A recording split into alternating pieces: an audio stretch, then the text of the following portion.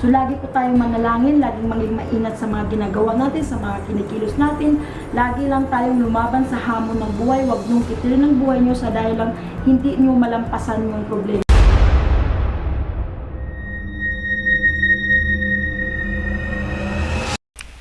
Hello po mga ka-PTV, sa video na ito ay tatalakayin natin ang masasamang pangitain sa isang lugar na ito ayon sa mga visions ni Madam Ruthie Baldwin. Pero kung ikaw ay hindi pa nakasubscribe sa aking channel, baka naman.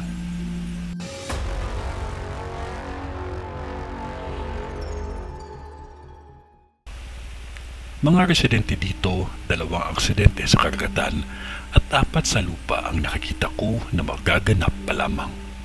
May nakikita akong malaking sunog sa mga kakahuyan sa taong ito na kung tawagin ng iba ay wildfire. Dahil sa init ngayon ay asahan ninyo na halos kaliwat kanan ng sunog na magaganap pa lamang.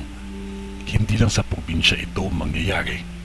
Mas malala ang sunog na dadanasin ng Luzon. May sunog sa lugar na ito na halos lumimas ng ilang milyong pinsala. Magmaingat sa lahat ng bagay na magiging sanhi ng sunog.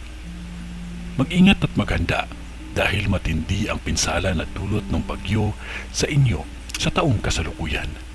Gaya ng sinasabi ko at paalala ko palagi, ako ay tao lamang at Diyos pa din ang mas may alam sa lahat. Kung ano ang ipinakita sa akin ay hanggang doon lang din ang aking masasabi. Kahit ano pang pagsubok ay huwag nating kalimutan ang manalangin tayo sa Diyos amang makapangyarihan sa lahat. Ito ay ang vision ni Madam sa Zamboanga. Sa ngalan ng Diyos Ama, ng Diyos Anak, at ng Diyos Espiritu Santo. Amen.